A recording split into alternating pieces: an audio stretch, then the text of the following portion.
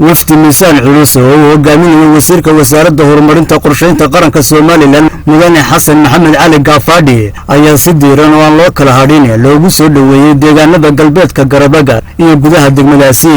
laamaha kala duwan ee dawladda maamulka degmada iyo ka xisbiga kulmiye musharaxa shirraban ee golaha wakiilada gobolka Sanaag uga sharaxan xisbiga muxaafadka kulmiye injineer Maxamuud Saalax Cabdi waxgarada cuqaale iyo badiba haldoorka degmadaasi ayaa wasiirka iyo wafdigiisa kaga hortegay deegaanka Tuurka oo masaafo dheer u jirta degmadaasi Garadaga waxaana wasiirka iyo wafdigiisa oo gaadiid tiro badan lagu galbinayo markii ay soo gaadheen gudaha degmada Garadaga lagu soo wareejiyay sharacyada iyo goobaha faras magaalaha ah ee degmadaasi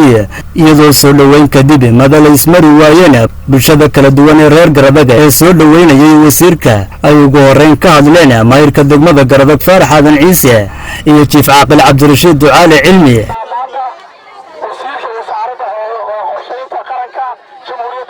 حسن محمد علي يوفتي الله صعدا وحنا وين أقول الوزير عالية دلوك أجمع العلينا بوقشنا على أنا وصل بوقتي دقمدي كنالك وديان كاجي بمشدا علي يحس بيه كرمية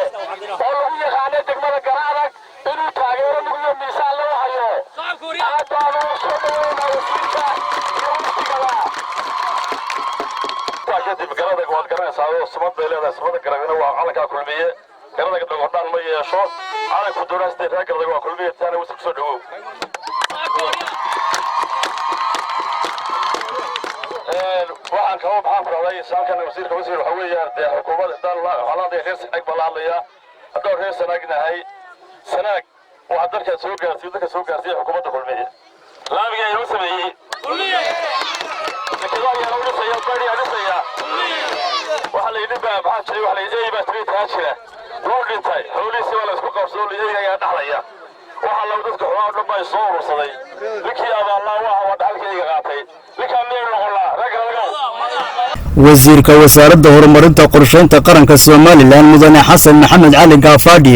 oo dhankiisa madasha lagu soo dhaweynayay ka hadlaya ayaa u mahadnaqay dadweynaha kala duwan ee reer Garadaga soo dhaweeyay sidoo kalena sheegay ujeedka safarkiisa degmada Garadaga soo dhaweynta aad iyo aad ka qiimaha leh ballaaran ee ay ku soo dhaweyseen degmadii idinkoo igu soo dhaweynaya magacii xukuumadda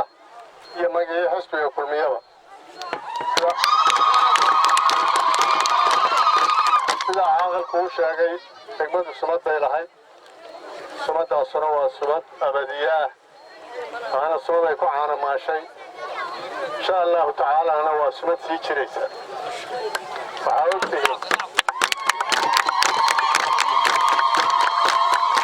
waxay degmadu muddo hore inay mucaarad ahayd waxay ka dheeftay waxay ahayd in xukuumaddu ama dhinaca banka ka dhaafto ama dhinaca balanbaal ka dhaafto intii ay noqotay degmadu muxaafidka waxa aan inoo suurto gashay inaynu ku tirsanaano degmooyinka waddanka inaynu ku tirsanaano aynu ka mid noqonno horumarkana intii ilaahay inoo ka qoray inuu aynu ka hadlay maantana waxna gacanta lagu hayo waxna ay soo socdaan waa ogtiin cusbitaalka waa la ballaadhinayaa aad baa loo weyneynayaa waxaa ogtihiin waxaa soo socda mashruuc sii jeedka ah oo mashruuc ballaadhana ayaa isaguna soo socda maanta waxaa ogtihiin waxaa wax qabtaa inay xukuumad tahay حزب المعارض وحامة قبطه لكن عدة وحقبتها هو حكومة وحنا حكومة وحكلتها عدة حكومة كتشرتها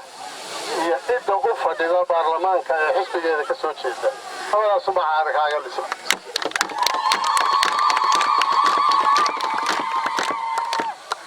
قفك برلمان حزب الحاكم كاهي وحوفرنا الباب كستا يوفرنا البابada xukuumadda oo dhan wasaaradda oo dhan wasiirada oo dhan ayaa u furan waxlaale wixii wax qabaday waxay ka suurta galaan oo marka hore fuliya waa xukuumadda waxaana u gacan furan oo u gacan banaan waxa weeye wasiirada iyo maxaan ku dhahdaa dadka baarlamaanka xisbiga ugu jira ayaa wax ka keena oo wax ka dhaliya taliyeedii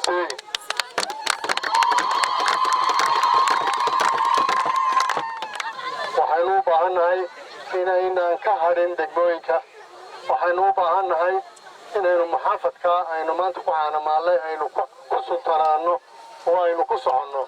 uma baahnin qaylo iyo wax dib inoo dhigo uma baahnin waxaanu u baahan nahay wax haro inoo kaxaya waxaa inoo ballana waxeennu waxa ayuu ku qurux badan yahay meesha wax ka tarayo codkeennu inaynu ku uruurino ayuu ku qurux badan yahay ma aha cod filiqsani maanta waxba inooba gooyo waxaynu u baahan nahay inaynu ku tuntuusanno xisbiga iyo cidda ka sharaxan ama degmo ha ahaato ama baarlamaan ha ahaato inaynu ku tuntuusanno si aynu usii xejisanno calaamadeenna si aynu usii xejisanno horumarkeenna ayay tahay waajibkeennu iyo taladeennuba ay tahay aad iyo aad baan idinku mahadnaqayaa maxamed gumburi bulsho TV garabag